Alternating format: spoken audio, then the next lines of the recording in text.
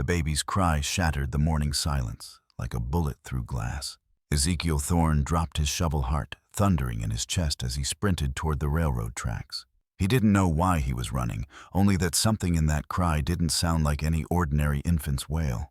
It sounded like a warning, like a ghost reaching out from the grave. And what he found lying between those steel rails would change everything. Wrapped in torn fabric no bigger than a sack of flour, the baby kicked and wailed, its tiny fists trembling in the cold air. But it wasn't the child's desperation that made Ezekiel fall to his knees. It was what hung around her neck, a delicate silver locket glinting in the sunlight. The same locket he had placed on his wife's chest 3 years ago before they lowered her into the earth. This wasn't coincidence. This wasn't madness. This was a message. Now let me ask you something. What would you do if the one thing you buried to survive came crawling back wrapped in innocence, crying in your arms? Because this story isn't just about a baby found on the tracks. It's about a man haunted by grief, a woman who died with too many secrets, and a stranger carrying a blade, and a truth that burns hotter than vengeance. Stay with me, because in the next 30 minutes, you'll hear a tale of betrayal, buried treasure, and a final act of love so bold it carved justice into steel. And it all started with a cry. The prairie was still that morning, the kind of stillness that only comes after grief has settled into the soil when even the wind forgets to move. Ezekiel Thorne had been digging fence posts before the sun crested the ridge, mind on nothing but the day ahead and the ache in his back. That's when he heard it, a sound so out of place it froze him where he stood. The cry of a baby, sharp, desperate, alive. He dropped his shovel before he even realized what he was doing, boots crunching across the dry grass as he ran toward the tracks. The earth seemed to vanish beneath his feet, like the world had narrowed to that single fragile sound. His heart pounded with a fear he couldn't name. And then he saw her, a small bundle wrapped in torn fabric lying right between the rails, like someone had placed her there on purpose. No more than a few months old. Her tiny fists curled her face red with effort. But it wasn't the child's tears that made Ezekiel's breath catch in his throat. It was the locket, silver, delicate, glinting against the sun-warmed cloth, the exact one he had buried with Margaret 3 years ago. He fell to his knees, hands trembling as he reached for the child. The cold metal of the locket brushed his fingers, too familiar, too real. He had bought it for Margaret on their wedding day, had their initials engraved on it himself. He'd kissed it one last time before placing it on her chest in the coffin. And yet here it was, alive, just like the baby in his arms. The child's cries softened as she nestled into his warmth. Her fingers, impossibly small, curled around his thumb with an instinctive trust that pierced something deep in his chest, something he thought had long since turned to stone. He stood slowly, the weight of the child feather-light in his arms, but the weight of what it meant pressing down like thunderclouds. There were no footprints, no cart tracks, no sign of anyone for miles. Just the horizon stretched endless and silent. And then something fluttered loose from the folds of the blanket, a scrap of paper, barely larger than his palm. 4 words scrawled in a shaky, almost frantic hand. She knows the truth. Ezekiel stared at the note, blood draining from his face. Who was she? What truth? And how could this baby carry the one thing he'd spent 3 years trying to bury? He turned slowly toward the house, arms tightening around the child. A storm was coming, not in the sky, but in his soul. And whatever this child was, whoever had sent her, they knew everything. In part 2, a knock at the door will bring a stranger with answers and the face of a past Ezekiel thought he buried with Margaret's body. Inside the small ranch house, the fire crackled low and steady, its warmth filling the corners where grief had lived too long. Ezekiel moved like a man caught in a dream, each step heavy with disbelief. He placed the baby gently into a wooden crate lined with blankets, the same one he'd used to hold firewood the winter Margaret died. Now, it cradled something infinitely more fragile, a life wrapped in mystery. The child whimpered, then settled, soothed by the crackling fire and the steady rhythm of his breathing. Ezekiel knelt beside her and reached once more for the locket. It was still warm from her skin. He turned it over in his palm. Same delicate chain, same worn clasp, Same initials M+E engraved in his own shaky hand all those years ago. There was even the tiny dent from where Margaret had dropped it on the stone steps behind the church. He remembered kissing that locket the day they buried her, tucking it into the folds of her dress, over her heart. There was no doubt in his mind. This wasn't a replica. This was hers. He closed his eyes, and for a moment the years dissolved. He was back in that graveyard, the cold biting through his coat, the preacher's voice a blur. Margaret's hands folded across her chest, his hands trembling as he let her go. But now the locket was here, around the neck of a child who couldn't be more than 4 months old. A child with gray eyes that mirrored his wife's more than he dared admit. His breath caught. What did it mean? He looked again at the note. She knows the truth. He wanted to tear it in half, to burn it. But he couldn't, because deep down, beneath the grief and the confusion, something else stirred doubt. He'd told himself Margaret died of fever, that he did everything he could. But in her final hours, she'd tried to speak, had whispered things he dismissed as delirium. He hadn't listened. He couldn't bear to. What if he'd been wrong? Ezekiel rose and crossed to the window. The sky was graying clouds rolling low across the horizon like bruises. His eyes drifted toward the ridge where he'd built Margaret's grave.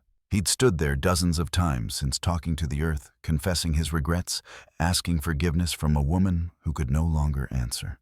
But maybe someone else could.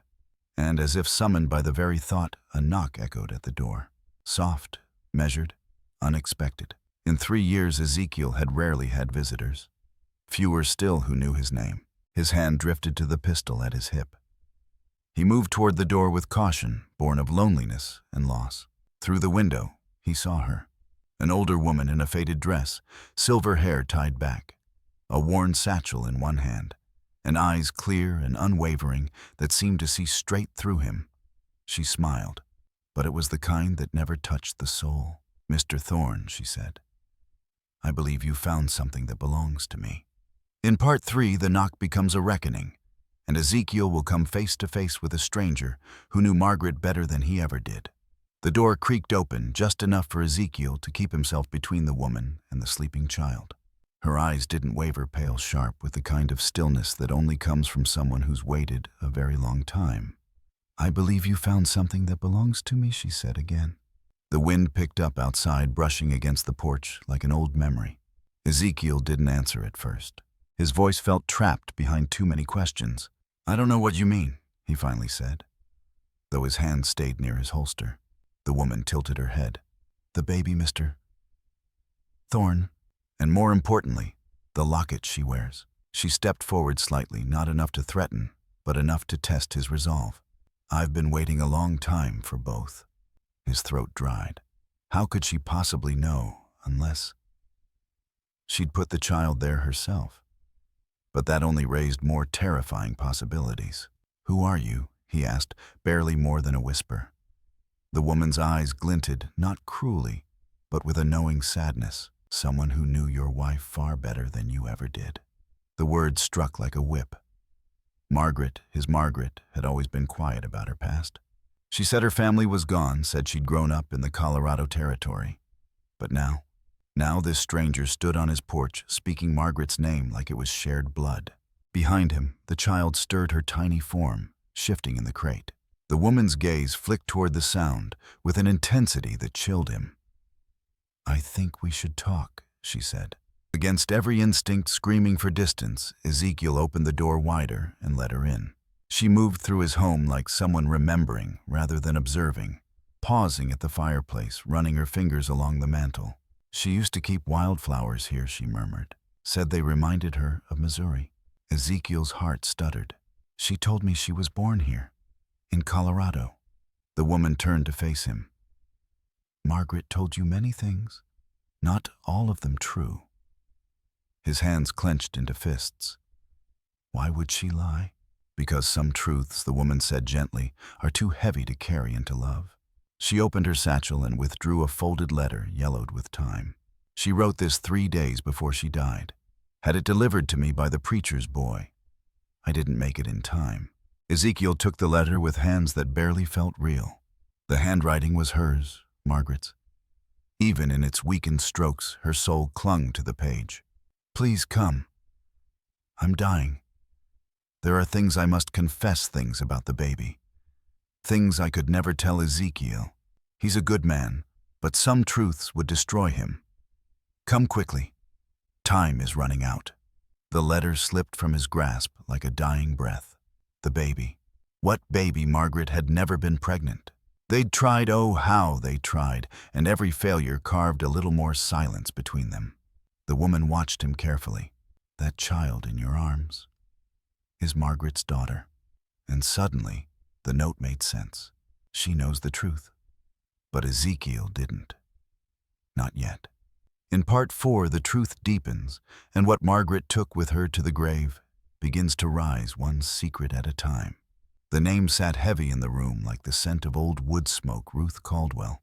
Ezekiel let it echo in his mind, trying to pin it to some half-forgotten memory. But there was nothing. Margaret had never spoken of her mother.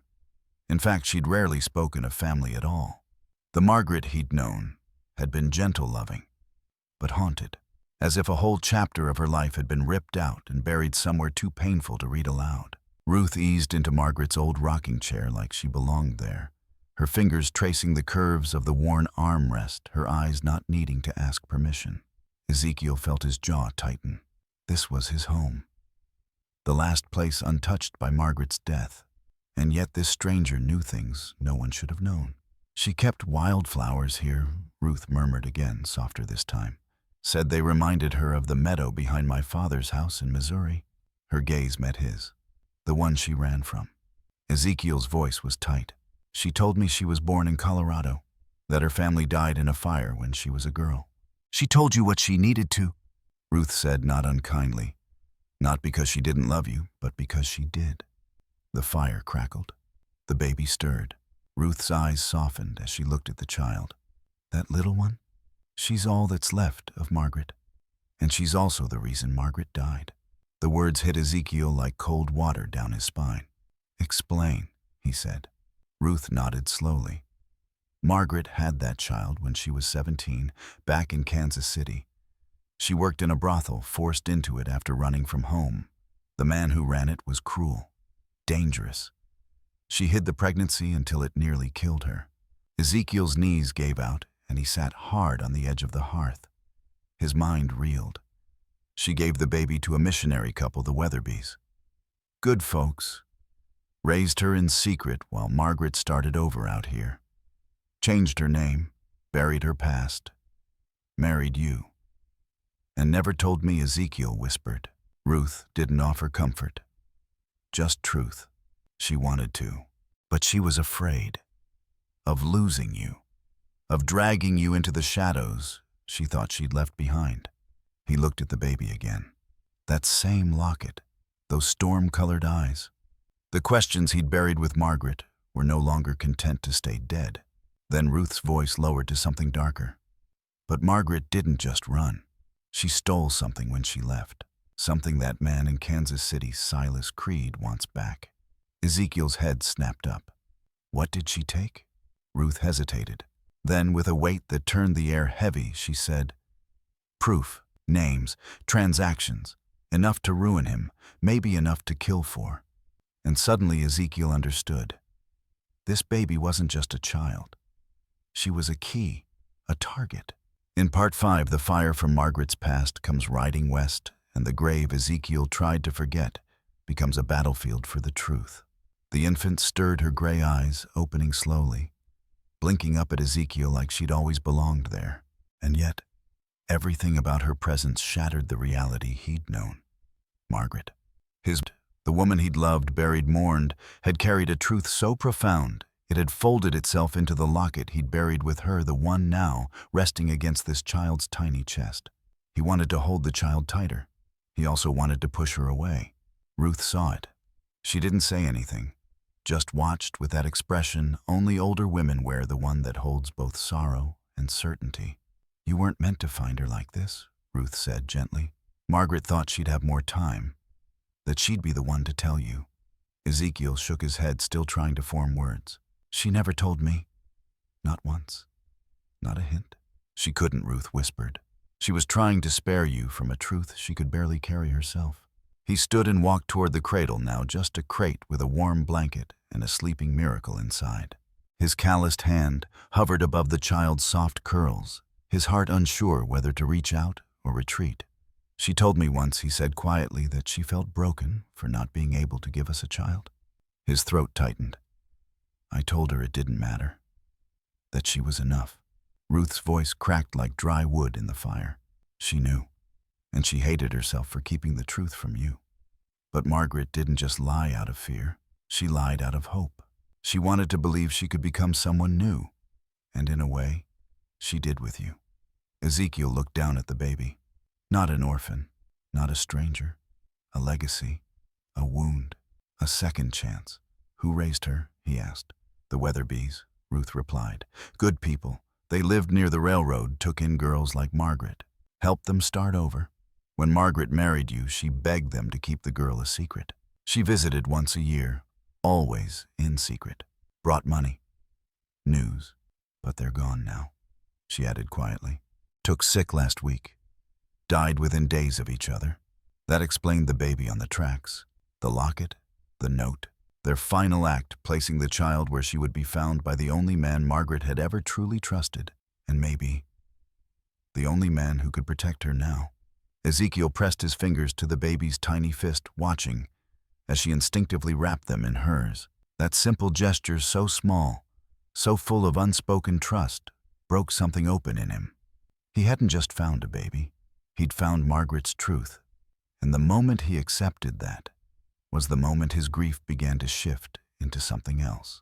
Purpose. In Part 6, the ghosts of Margaret's past step out of the shadows, and the man who murdered her begins to close in with fire and blood on his trail. For 3 years, Ezekiel had lived with one truth, that Margaret had died in his arms from a fever the doctor couldn't outrun. It was a clean grief, if such a thing existed, tragic, yes, but explainable. The kind of loss a man could eventually learn to carry. But now that story, the one he'd told himself again and again just to sleep through the night, was unraveling thread by thread. She didn't die of fever, Mr. Thorne, Ruth said softly, almost as if she pitied him. She was poisoned. Ezekiel stared at her eyes, wide breath, stuck somewhere between disbelief and rage. No. I was there. I cared for her day and night. I saw the sweat, the chills. Ruth shook her head gently. And poison mimics all of that. Especially the kind Silas Creed uses. It kills slowly, makes death look natural. Ezekiel's knees nearly buckled. She lasted longer than expected, Ruth continued. Long enough to write me, long enough to send the locket to the Weatherbys, and long enough to pray you'd forgive her even after she was gone. He sat heavily on the edge of the hearth, his face in his hands. All this time he'd blamed himself, thought he'd failed her by not doing enough. But the truth was far crueler. Someone had stolen her from him deliberately. Silas Creed, he said through clenched teeth. That's the man who ran the brothel. Ruth nodded. And the man Margaret escaped. The man she stole from. He wasn't just a cruel pimp. He was laundering money for men in uniform, buying silence and power in the shadows. Margaret took his ledgers, memorized names and figures. And when she ran, she took the one thing he couldn't afford to lose. Ezekiel felt the weight of it now, why the child was in danger, why the locket had reappeared, why Ruth had watched the horizon, like she was waiting for Judgment Day. He rose to his feet, something sharp and cold settling in his bones. I thought she was just tired, worn out from the cold, he whispered. She told me she felt strange, but I thought it was the snow, the long nights, His voice broke. I left her once just to get firewood. Ruth's face softened. He came then, while you were gone. Slipped in and gave her just enough poison to make it look like the fever did the rest. She tried to fight it. Tried to tell you, but the words didn't make sense anymore. Silence fell heavy between them. Ezekiel looked toward the cradle where the baby now slept peacefully, unaware that she was the reason her mother was dead and the reason her father would never be the same. I buried my wife knowing she'd been murdered, he said quietly. Ruth placed a hand on his shoulder, her grip firm. But now you do know. and that truth, raw, bitter, unforgiving, wasn't something he could bury again. In Part 7, vengeance arrives on horseback, and the man who killed Margaret comes to claim what he thinks is his, the child, the locket, and the blood price of silence. The firelight caught the blade just right, gleaming, dancing across its worn surface as Ruth turned it slowly in her weathered hands. It wasn't a weapon in that moment, but a relic, a secret. She carried this everywhere. Ruth said, her voice softer now, like she was remembering a time that no longer existed. Bought it from a traveling peddler for a few coins and a song. Said it made her feel safer. But I never realized just how clever Margaret really was. Ezekiel leaned closer, squinting at the handle. They're nearly invisible, unless the light hit it right marks. Not nicks from use, not scratches from age. Numbers, letters, carved with purpose. At first they looked random, but as Ruth traced them gently with her fingertip, her breath caught. These are coordinates. Ezekiel's chest tightened. She didn't just take names and ledgers, Ruth whispered. She took the biggest secret of them all. A location Silas Creed would kill a dozen people to protect. Ezekiel didn't speak. He was staring at the knife now, like it might speak back. You see, Ruth continued, Silas wasn't just laundering money. Near the end of the war, he helped smuggle a Confederate gold shipment stolen from Union vaults, never recovered. Legend says it was lost in the Cerrado Mountains. She paused. Margaret found the documentation, memorized the map, then carved it into this. The one object no one would ever steal from her. Ezekiel's jaw clenched. Except now, we have it. Ruth nodded gravely. And Silas knows it. He looked toward the window. The prairie lay quiet for now, but the storm was coming. The kind of storm you couldn't ride out. She knew he'd come, Ruth said gently. She knew the child wasn't just in danger because of what she was, but because of what she carried. Ezekiel picked up the knife, feeling the weight of it. Not just as metal, but as message. Margaret had known she might not survive. And in her final days, she'd planned not just for the child's safety, but for justice. She trusted me, he murmured. Even after all the lies, all the silence, she still trusted me to finish this. Ruth didn't argue. Her eyes held that quiet strength again, the kind that doesn't need to prove anything. She didn't choose the war, she said, but she chose how it would end. And Ezekiel, he had no intention of letting that ending slip through his fingers. In Part 8, the riders arrive. Guns are drawn, and Ezekiel must choose between vengeance and survival as the house begins to burn and Silas Creed demands his price. It began as a tremble in the earth, barely there, but unmistakable. Ezekiel stepped onto the porch, rifle in hand, as the sound grew louder. Hoofbeats. 3 sets. Steady, purposeful, like judgment rolling in with the dust. The prairie stretched wide and empty, but far on the horizon, 3 dark shapes moved toward the ranch. They didn't rush. They didn't need to. Their confidence came from the kind of cruelty that believed it had already won. Ezekiel's fingers tightened around the stock of his rifle. Inside, Ruth clutched the baby to her chest, rocking slowly near the fire. The knife, now wrapped in cloth, sat beside her, no longer a secret, but the last piece of a dangerous puzzle. The baby slept unaware of the storm galloping toward her.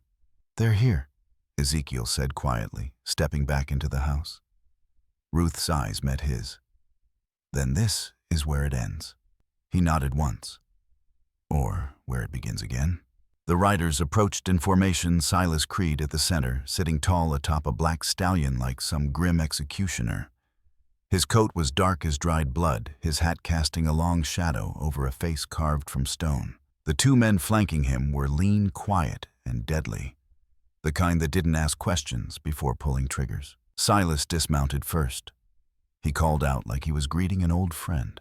Ezekiel Thorne, I know you're in there. I've come for what's mine. Ezekiel didn't answer. He stood behind the doorway, heart steady, breath slow. Let the bastard talk. Silas continued, pacing slowly across the yard. Your wife took something that didn't belong to her. Left me chasing ghosts across 3 states. But I ain't here for revenge. Just want what she stole. He paused, his voice dipping lower. Hand over the baby and the knife. Do that, and I ride away. No blood, no fire. Behind Ezekiel, Ruth's breath caught. A lie, of course. The man had poison in his bones. I know about the gold, Ezekiel called out finally, and I know about the poison. Margaret didn't die by God's will. She died by yours. Silence. Then Silas laughed cold and hollow. Clever girl, you're Margaret. Cleverer than I gave her credit for. He raised his hand, signaling his men. A torch was lit. The barn caught first, then the chicken coop. Flames climbed the walls like hungry fingers. Last chance, Thorn Silas shouted over the rising crackle. Give me the child or I burn it all. Smoke began to seep through the rafters. Ruth moved to shield the baby with her shawl. Ezekiel looked at her once more, at the baby's peaceful face, then back out toward the men who had stolen his peace for far too long. He raised his rifle. If you want her, he whispered, you'll have to come through me. In Part 9, justice finally speaks. A confession is forced into the light, and Margaret's final message is read aloud. For the man who tried to silence her forever. Smoke curled through the broken windows like the breath of something ancient and angry. The fire was swallowing the edges of the house, casting flickering shadows across the walls. Ezekiel stood still, his body framed in the doorway, rifle lowered but ready, not because he had surrendered, but because the moment had changed. Silas Creed had paused, not for mercy, not for second thoughts, but because of the blade in Ruth Caldwell's hands. She stepped into the open calm, as twilight holding Margaret's knife high, its handle catching the firelight, revealing what no one else had seen before. Not just coordinates, not just letters and numbers, but a message etched into the metal in Margaret's unmistakable hand. Silas's eyes narrowed. Ruth's voice rose steady and full of old fury.